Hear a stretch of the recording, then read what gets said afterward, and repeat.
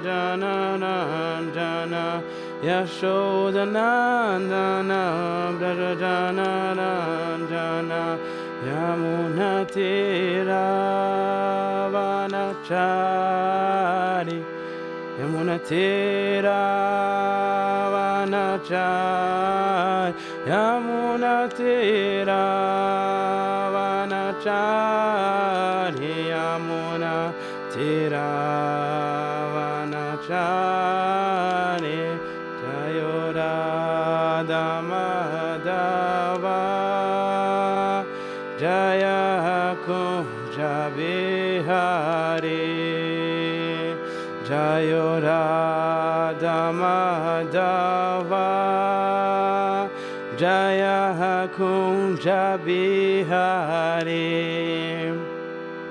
Jaya Gopi Janavarabha Jaya Girivaradhari Jaya Gopi Janavarabha Jaya Girivaradhari Yashodanandana Braja Janarandana Yashodanandana Braja Janarandana Yashodanandana Braja Janarandana Yashodanandana Braja Janarandana Yamunatiravanachari Yamunatiravanachari Yamunatiravanachari Yamunatiravanachari Jayoradhamadava Jaya Kunja Bihari Jayoradhamadava Jaya Kunja Bihari Jaya Gopi Janavarabha Jaya Girivaradhari Jaya Gopi Janavarabha Jaya Girivaradhari Yashodanandana Braja Janarandana Yashodanandana Braja Janarandana Yashodanandana Braja Janarandana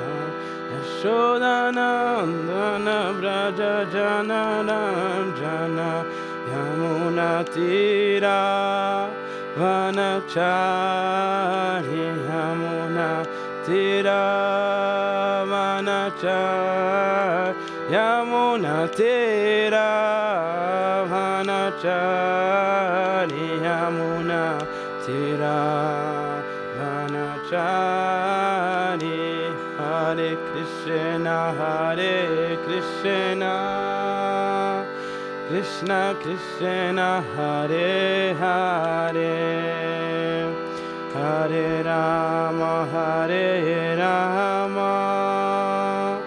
Rama Rama Hare Hare Hare Krishna Krishna Krishna Hare Hare Hare Rama Rama Rama Hare Hare Hare Krishna Krishna Krishna Hare Hare Hare Rama Rama Rama Hare Hare Hare Krishna Krishna Krishna Hare Hare Hare Hare Rama, Hare Rama, Rama Rama, Hare Hare, Hare Krishna, Hare Krishna, Krishna Krishna, Hare Hare, Hare Rama, Hare Rama, Rama Rama, Hare Hare, Hare Krishna, Hare Krishna, Krishna Krishna, Hare Hare, Hare Rama, Hare Rama, Rama Rama, Hare Hare, Hare Krishna, Hare Krishna, Krishna Krishna, Hare Hare, Hare Rama, Hare Rama, Rama Rama, Hare Hare, Hare Krishna, Hare Krishna, Krishna Krishna, Hare Hare, Hare Rama, Hare Rama, Rama Rama, Hare Hare, Hare Krishna, Hare Krishna, Krishna Krishna, Hare Hare, Hare Rama, Hare Rama, Rama Rama, Hare Hare, Hare Krishna, Hare Krishna, Krishna Krishna, Hare Hare, Hare Rama, Hare Rama, Rama Rama, Hare Hare, Jayo Radha Madhava, Jaya Kunja Vihari, Jayo Radha Madhava, Jaya Kunja Vihari, Jaya Gopi Janavara, Jaya Giri Varadari, Jaya Gopi Janavara, Jaya Giri Varadari, Yashodanandana Vraja Janarandana, Yashodanandana Vraja Janarandana, Yashodanandana Vraja Janarandana, Yashodanandana Vraja Janarandana, Yamuna Tira Vanachari, Yamuna Tira Vanachari, Yamuna Tira Vanachari, Yamuna Tira Vanachari.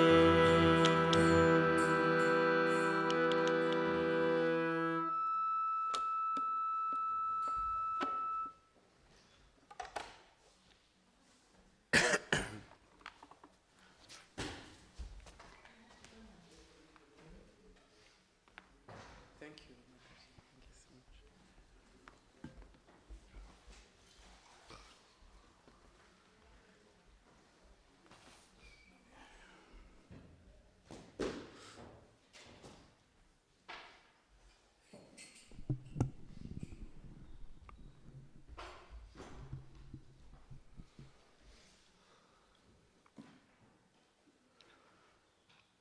Hare Krishna.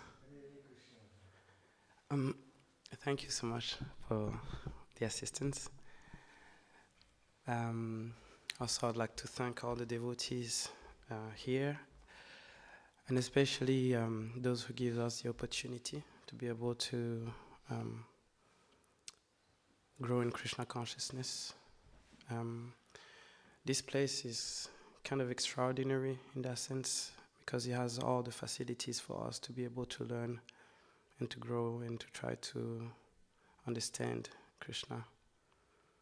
And this is kind of an attempt to serve my spiritual master and to learn myself how I can do the service of sharing Krishna consciousness with others. So today is a special day. I mean, I don't know if it's special, but it is my birthday. So yeah, I was born on the 5th March in 1993. So in a way, I do see this as kind of like Krishna, like giving me this opportunity to like offer the greatest gift one can offer is, sharing Krishna Katha and talking about Krishna. So what better than this, actually? Yeah. So in a sense, I wanted to. I would speak about this verse 7:14 of Bhagavad Gita. So if you have it, then we can start. Om Namo Bhagavate Vasudevaya. Om Namo Bhagavate Vasudevaya. Om Namo Bhagavate Vasudevaya.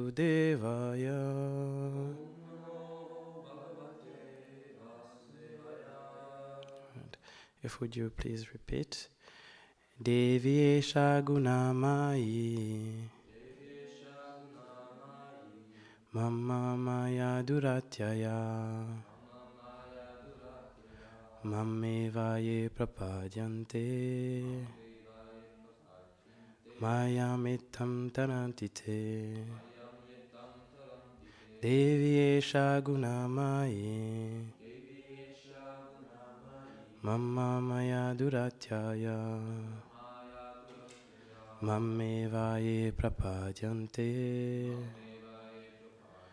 Mayamitam Tarantite Devi Esha Gunamayi Mama Maya Duratyaya Mameva Ye Prapadyante Mamitam Tarantite. If any one of you would like to go for it. Devi Esha Gunamayi Mama Maya Duratyaya Mameva Ye Prapadyante Mayamitam Tarantite Devi Esha Gunamayi Mama Duratyaya Mameva Ye Prapadyante Mayam Etam Tarantite Devi Esha Gunamayi Mama Maya Duratyaya Mameva Ye Prapadyante Mayam Etam Tarantite. So translation and prepared by His Divine Grace S. Bhaktivedanta Srila Prabhupada. Let me find it.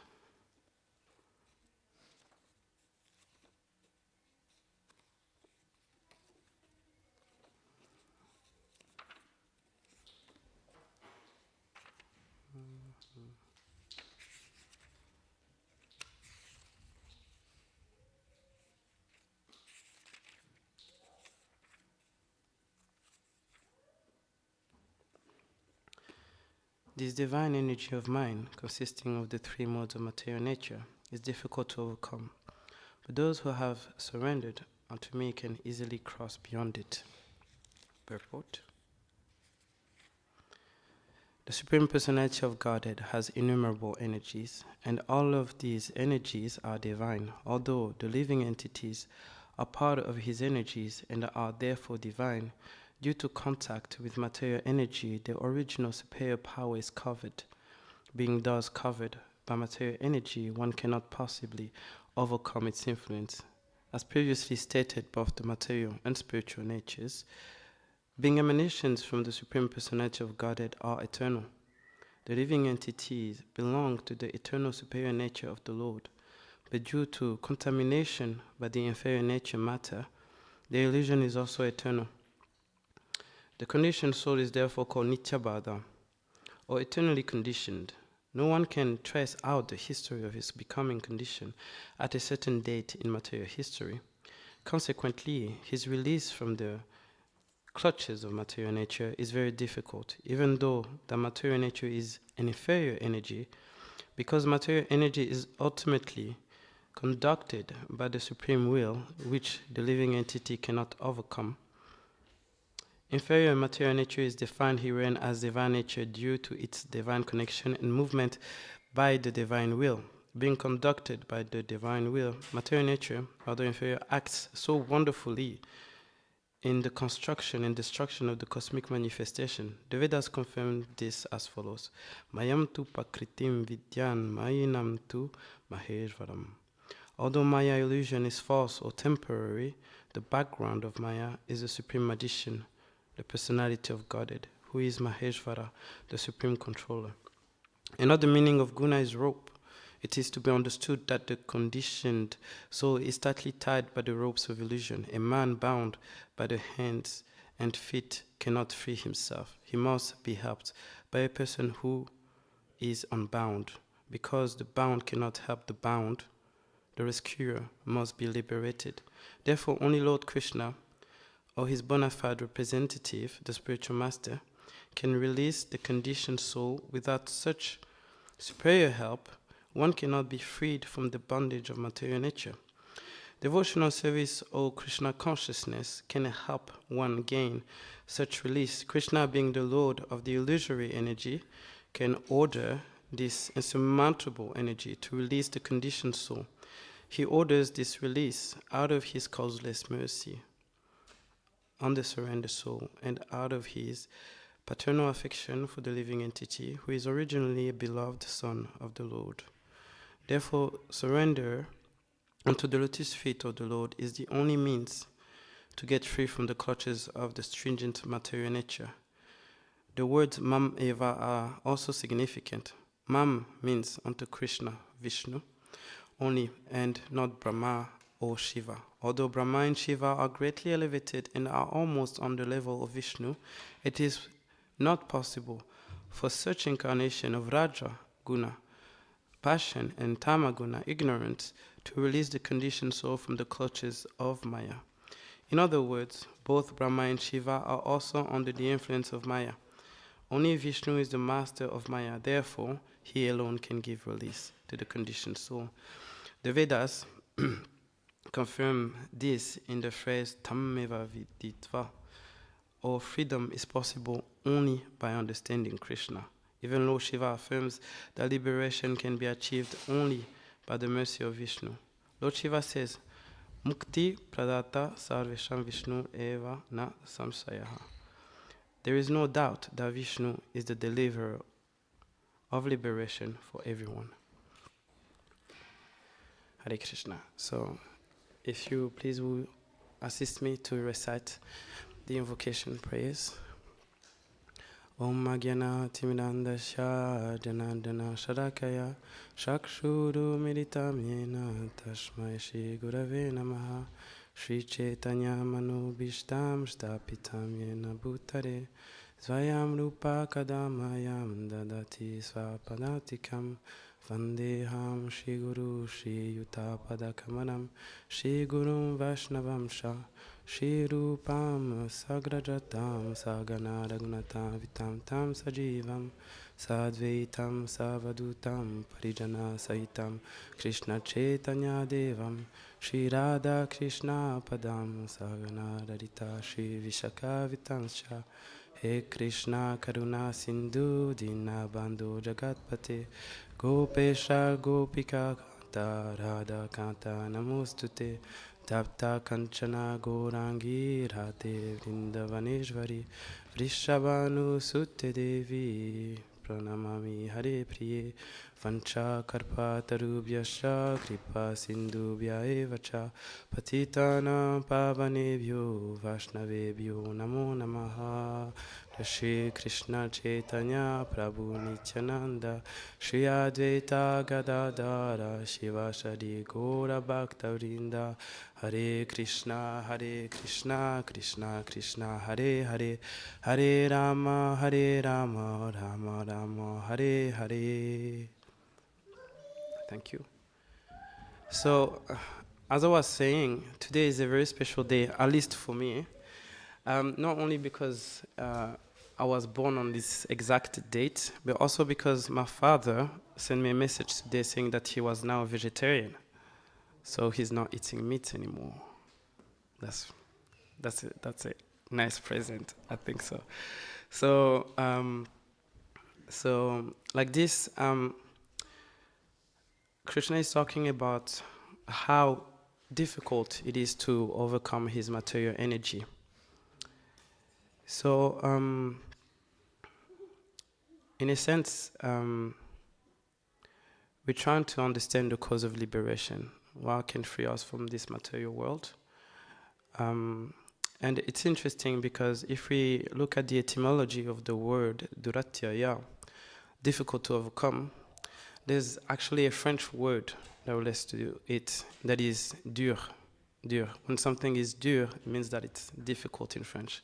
Like la vie est dure, or something is dure, you know.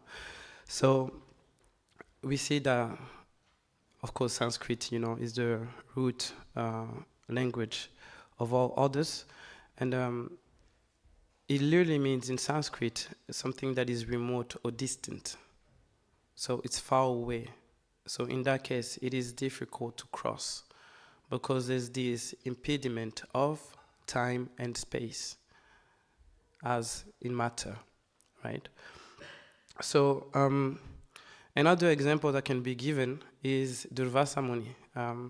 Swami Bhagavan Keshav Swami Maharaj mentioned that actually Durvasa Muni literally means one who is hard to live with because, you know, he's very hot-tempered.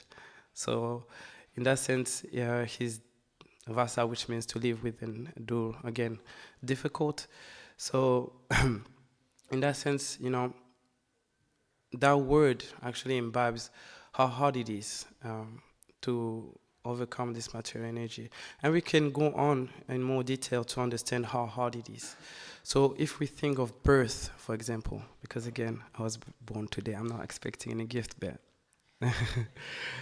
I'm just saying, like birth, when we think of birth, in the material connection, we see that people celebrate in slightly different way than how devotees like to celebrate their birth in this world. The meaning is different because we don't actually understand why we are celebrating. Some say that we are celebrating, you know, just another step towards death.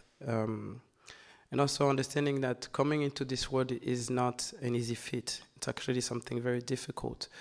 It's actually something very traumatic. Because of the trauma of death or birth, one forgets his previous life.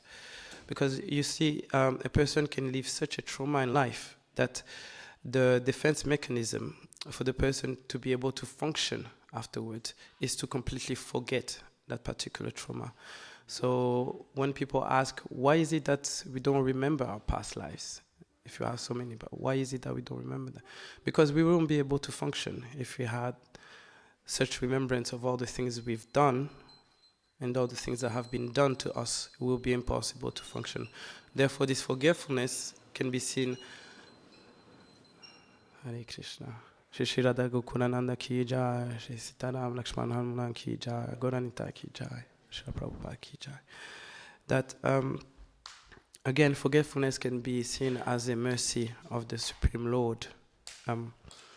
So, again, we say that life is difficult, but some people may argue with that may just say, like, what is wrong with life? Life is beautiful. Having a great time, beautiful sceneries, like, what is wrong with that?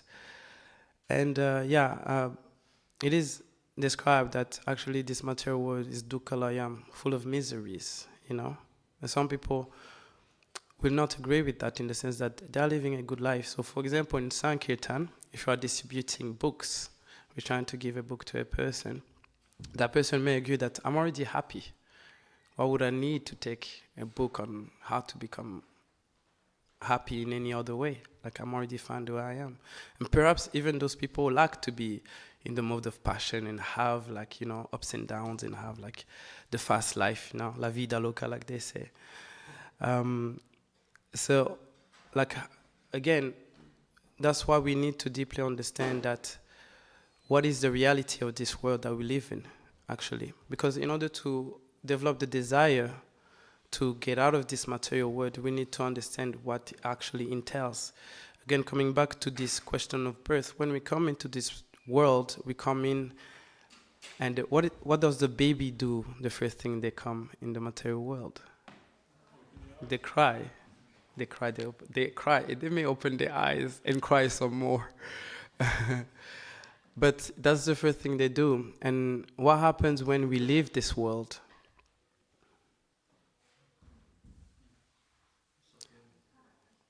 And it's hard, but the people who will miss us will cry also, if you're a good person. Otherwise, it's another cause for celebration. But the point is that we see that Prabhupada explains that we don't understand the real problems of this world. The real problems of this world is birth, death, old age, and disease. Those are the real problems that we cannot ignore. And therefore, a person who is intelligent will try to find solutions to those problems. Although materialists try to find many solutions that are artificial, superficial to those problems, Prabhupada explains that the only way is to actually come into Krishna consciousness. So,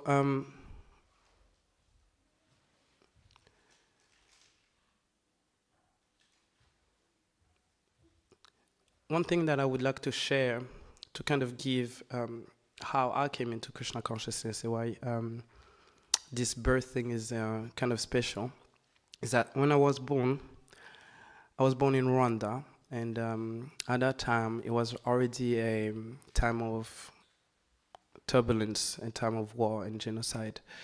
So actually, when I was in the womb of my mother, people tried to kill her. So it wasn't the first attempt on her life. And so in a way, she was always in fear. So Baya was always there. So even without yet being conscious, I was experiencing that fear of this material world.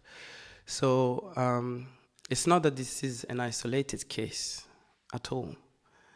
If you try to understand this correctly, you understand that all of us are born in fear. Everyone is born in fear.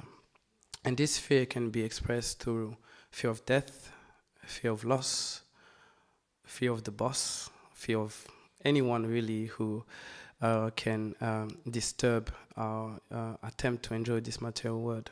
And those disturbances are mainly, again, old age, disease, death, and birth. So this fear, how to deal with it and how to understand it. So from one thing, as devotees, because we try to grow within Krishna consciousness, and one thing I find remarkable with devotees is that they don't just stay recluse within their temples and stay, because everything is there, We have perfect knowledge. We have the perfect association. We have association of pure devotees. We have prasadam. And so many things. But we don't try to keep it for ourselves. So if you're a person and you have the cure for an epidemic or a disease, no one else is finding any solution. The impetus is to try to distribute that cure to everyone. So in that sense, that's why I found particularly remarkable with devotees. So we talk about the world we live in outside, it is always on the front of my consciousness that people are suffering constantly. This material world, on every side, everywhere, at all times. And therefore, advancement in Krishna consciousness is just not a matter of something we are doing for us, but something we are mainly doing for others equally. Because we do want to attain liberation, perfection, in so many different ways. But one thing that really attracts Krishna's attention is when we do try to attain those things for the benefit of others.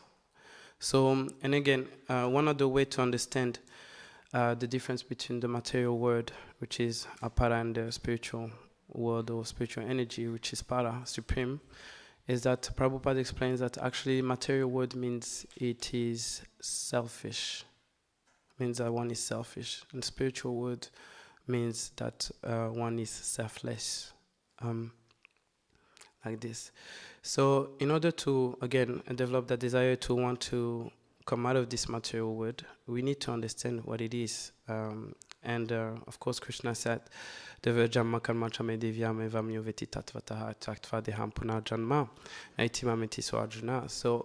that we need to understand the activities of Krishna, you know, his transcendental apparition in this world, and how he conducts this whole world, because by this understanding we'll be able to actually get out of it.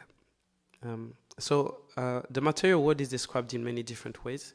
In this case, Krishna describes the material world as Daivi, so transcendental or divine.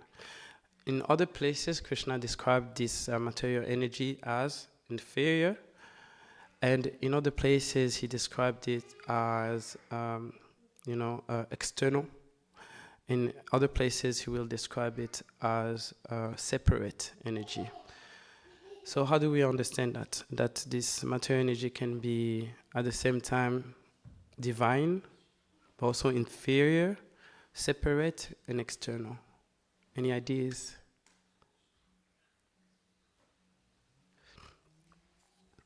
So in a sense, yes, Mata?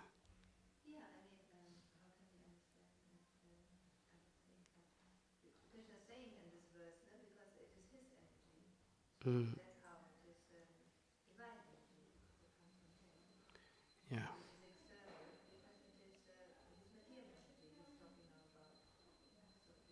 Yeah.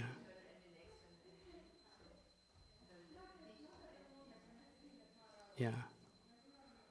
Yeah.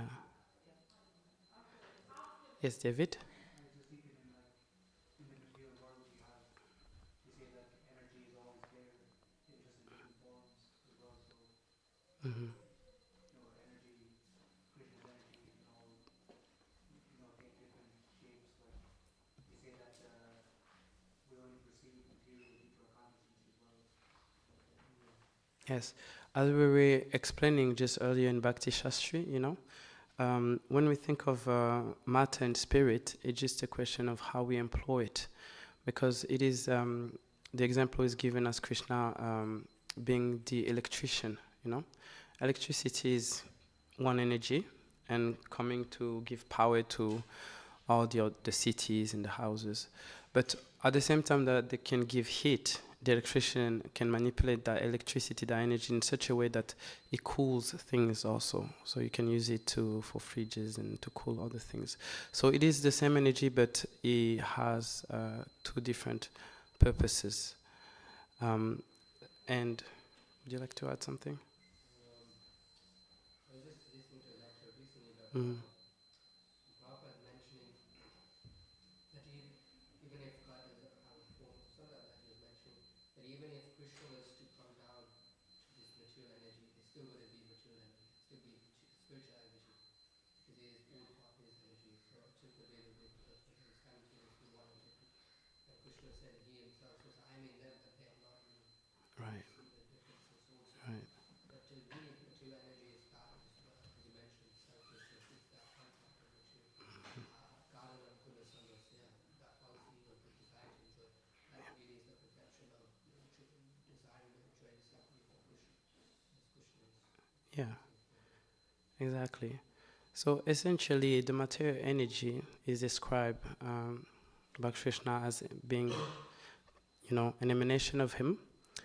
And in one sense, he says that it is external because it is not acting within the spiritual world, or it is not connected to the activities of his pure devotee or Krishna himself, because Krishna never comes in contact with the material energy, as per se.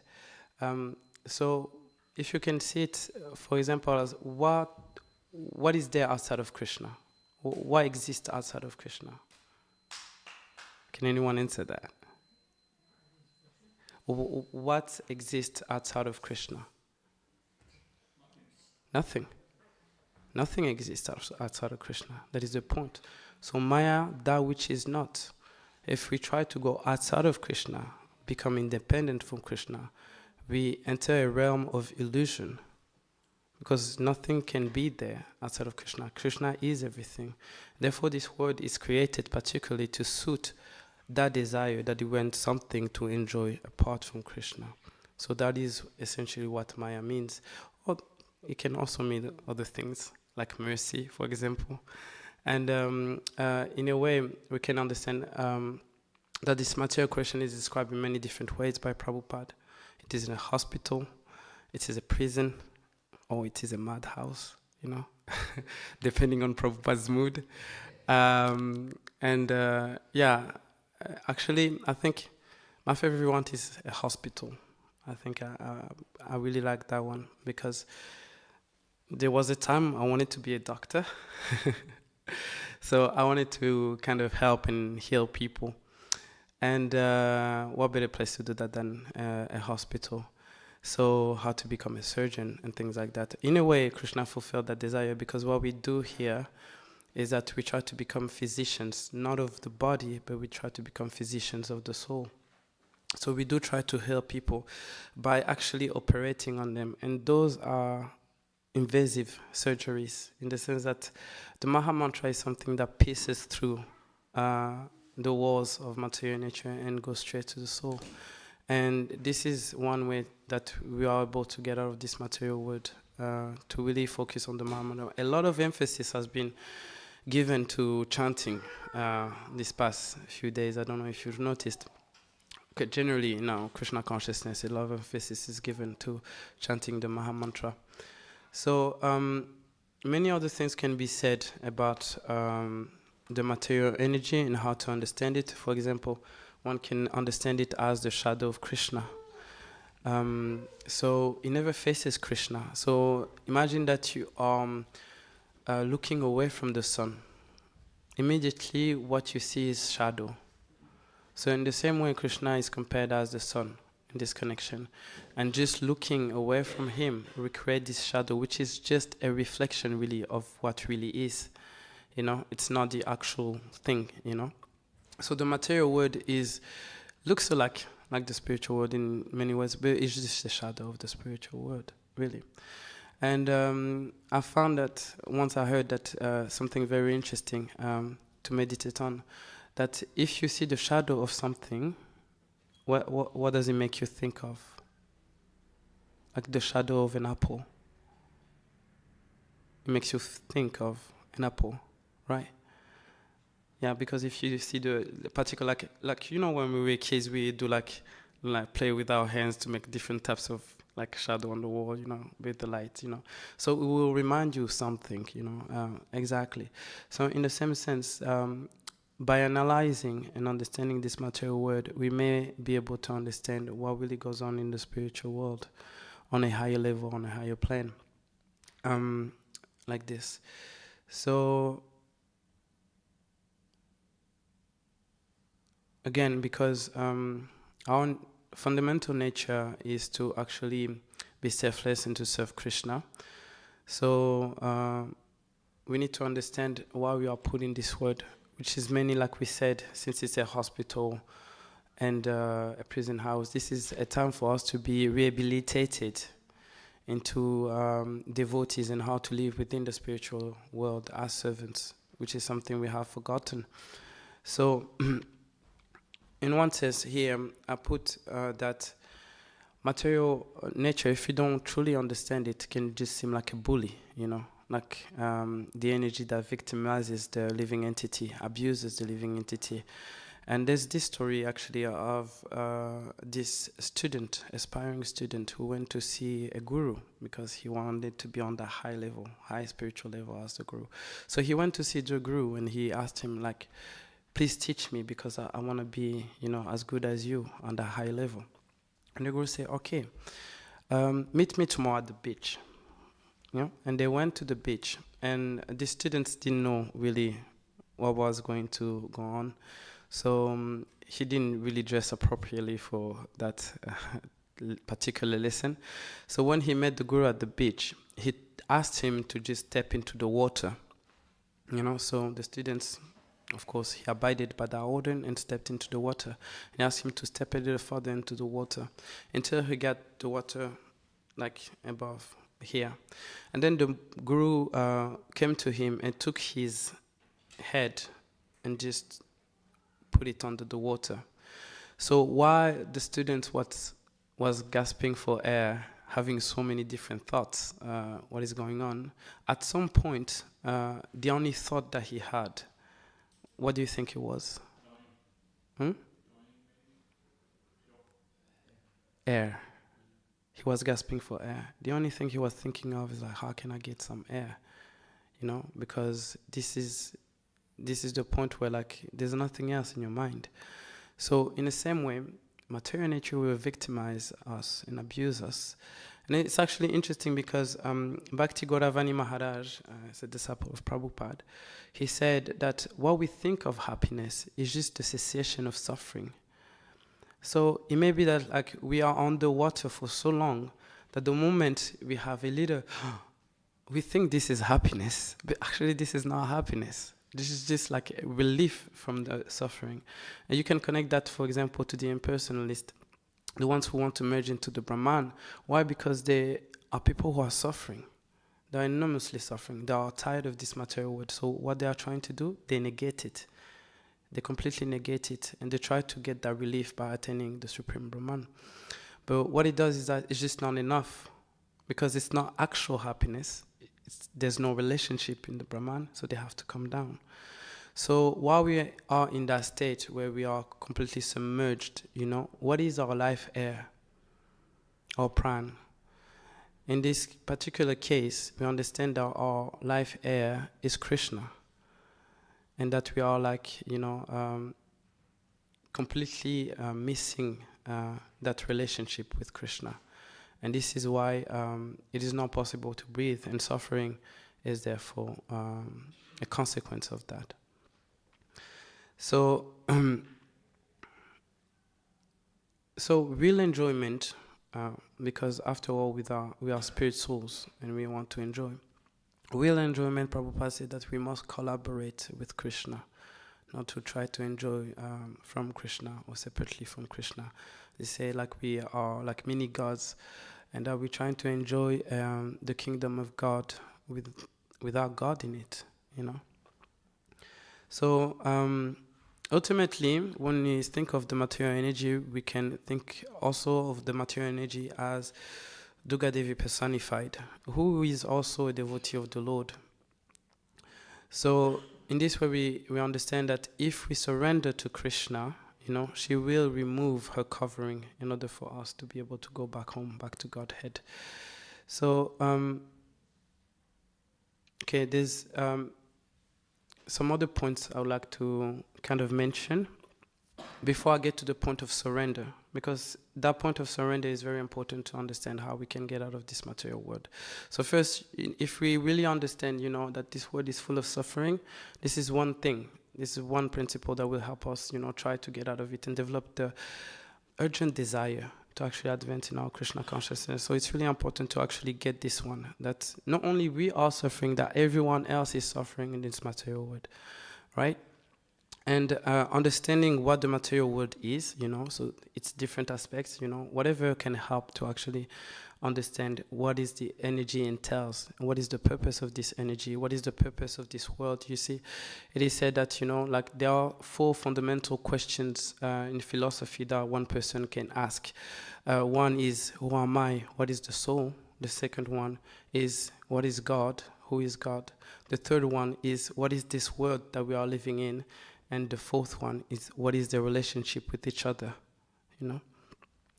So then we can come to that point of surrender, of trying to know Krishna. Since this particular chapter, if we put it in context, Krishna in the previous chapter, he talks about different types of yoga, and entering the 7th chapter, after explaining who is the best yogi, Yoginamapi Sarvesam, which is the one who actually engages in transcendental devotional service to the Lord, and also is always thinking of the Lord, abides in the Lord, is considered by Krishna to be the highest of all. And so here he says, okay, but how does that work? So therefore we do need to have an understanding of the Absolute and who is Krishna. So this point of surrender is kind of a tricky one. It has been a tricky one for me especially, to understand how can one actually fully surrender, because Krishna himself says that no one can understand him in any case. It doesn't matter, because he is the source of everything and everyone. Aham sarvasya prabhavo. And so basically only by his mercy can we understand who he is. So this point of surrender, we try to understand that we all have particular attachments that tie us to this material world. And this example, if you can envision it, is given that a person is hugging a tree, and you have another, walking by, a passerby who comes by and see that person hugging that tree, but he's completely, let's say, distressed. He's screaming. He's screaming, help me, help me. I cannot get out of here. I cannot get out of this. I cannot get out of this. So he's in that situation where like all he has to do is to let go, because it's not that the tree is like holding on to him or anything like that, So that's why we describe that this word is a place for mad people, because we are mad in that sense that we say that we want to be free from this world, but at the same time we hold on to those attachments, those things that keep us here in this material world. So if we fully want to surrender to Krishna, that means that we have to let go of those attachments, whatever those attachments may be. And recently I just realized that there's particular attachments that are most prominent within a person, and we can see within ourselves which those attachments are, and the hardest ones to actually let go of, And one thing that particularly inspired me to go deeper in that sense is to have the time to explore the lives of the devotees, disciple of Prabhupada, and understanding how they came to that point of surrender and how they came to that point of purity.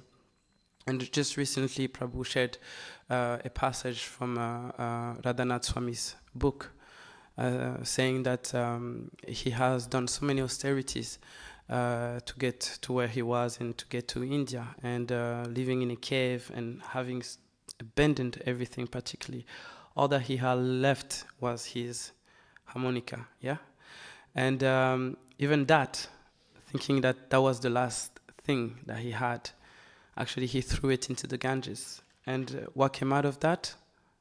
The Maha Mantra, the holy name. So how incredible is that such personality were able to even give the last attachment to this world. So we have many different examples given by the lives of these devotees, and which is what inspires me is how to get to that particular point. Recently I was just speaking with Azvayam Keshav's Bhagavan Swami Maharaj, and I was asking him these particular questions, like how can one remain a brahmachari his entire life? How is it possible to basically conquer lust? Because if you remember in one of his classes he gave, like we may do many things, many austerities, many take on many responsibilities in this movement, but have we actually renounced those desires that we have deep within? And he asked, particularly in that class, to go deep. So I tried to do that. I tried to go deep and see, what was it that still I was holding on to. And one thing that he said that really helped me also, and I think that this is something that we need to fully realize, but I'll share with you, is that one way to actually overcome those attachments and also to is to basically become attached to Krishna. It is as simple as that. That we have to somehow develop a love so strong that those material desires and attachment become insignificant. So it is described also that these desires come as a flow, the waves of an ocean or a river. But if actually we develop such love for Krishna, that this ocean of mercy that we want to swim in, this ocean of mercy that are the pure devotees, becomes greater than those waves, then they cannot agitate us anymore. So, yes, sorry, I didn't see the time. So, do you have any comments, corrections, or would you like to share something or ask any questions? Yes, Prabhu. It's mentioned in the Bhagavad mentions how Brahma and Shiva can be under the control of Maya. But Shiva is described as a Vaishnavi attachment with, of course, Krishna. So how do you understand this? So, I actually thought about it. I thought it was curious also when I read it. But immediately the pastime that came to my mind is the pastime of Mohini Murti, and how when Shiva wanted to see that particular form of the Lord and to understand, what is it, actually it was to show an example to everyone else that the energy, the illusory energy of the Lord is very powerful. So in that connection, we can understand that although Shiva himself is not influenced, is under the mode of material, he associates with the material, the mode of ignorance somehow. So it's like the explanation that Kartik Chandra gave is, for example, that if you take a particular position, you will have to adopt somehow the qualities of that position in order to, perform whatever responsibilities are required for that position. So if you see Shiva somehow in the mode of ignorance, the way he dresses, the way he is, his association, he seems like everything is a mode of ignorance. But it doesn't mean particularly that he himself is under the mode of ignorance. Does that make sense? Hare Krishna, thank you everyone for your attention. Jai Srila Prabhupada, Srimad Bhagavad Gita ki Jai.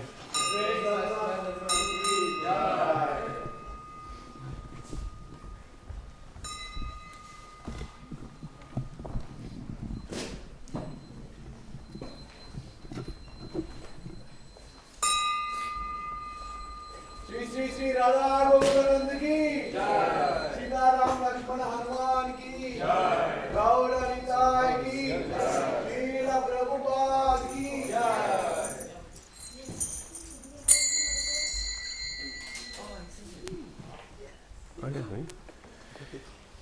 Shiv जयो जयो गौरा चंदे Haruti Kushoba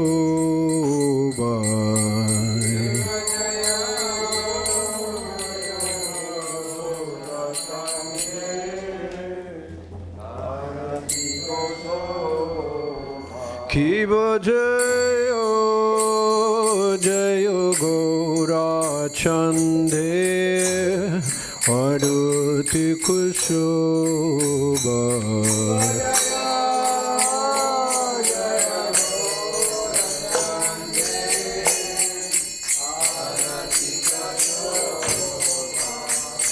Janavitatavane Jagamanaloba Janavitatavane Jagamanaloba Janavitatavane Jagamanaloba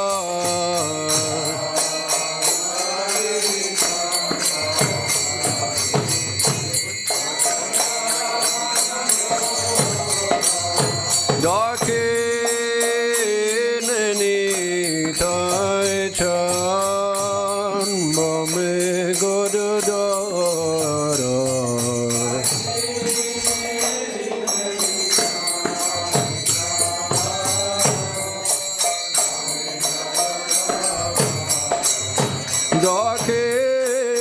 Dakineni tai chan Bame godadara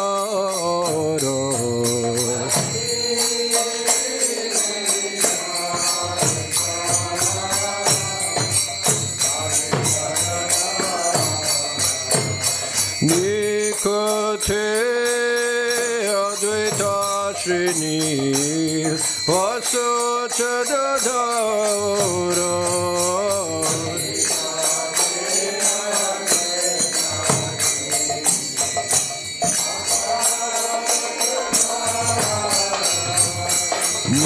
Nikate Advaita Srinivas Chadadhara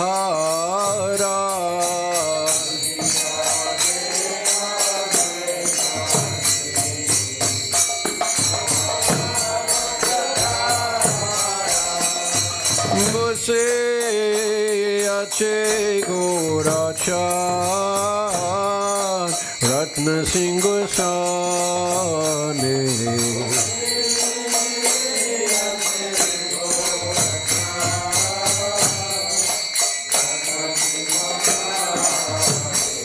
Vose Ache Gorachan Ratna Singosane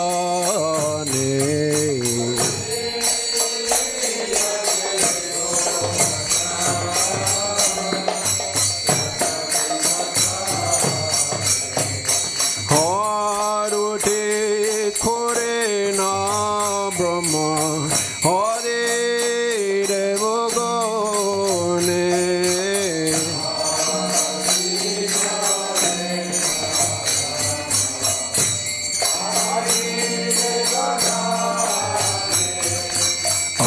Haruti Kore na Brahma Hare Devagone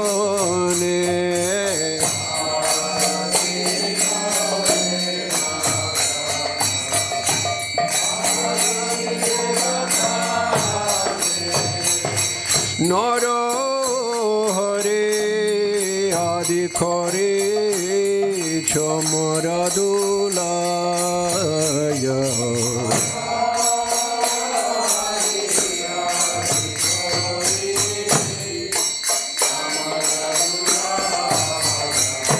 Nara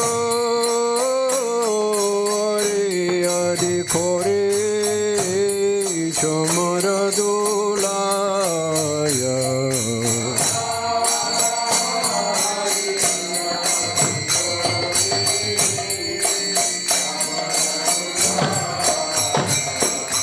Sanjaya Mukunda Vasugo Adigaya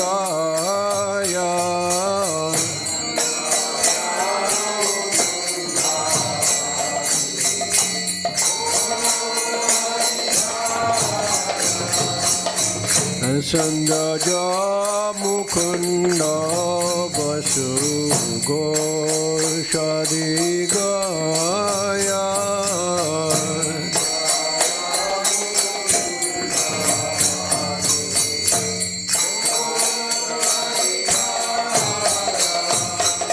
Sanko Bache ganta baje baje kharatala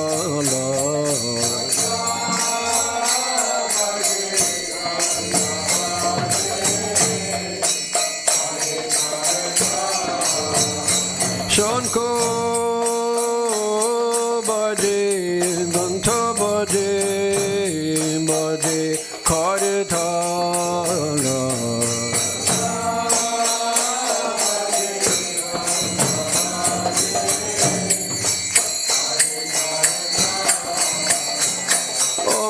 Madhura Mridanga Baje Paramarasa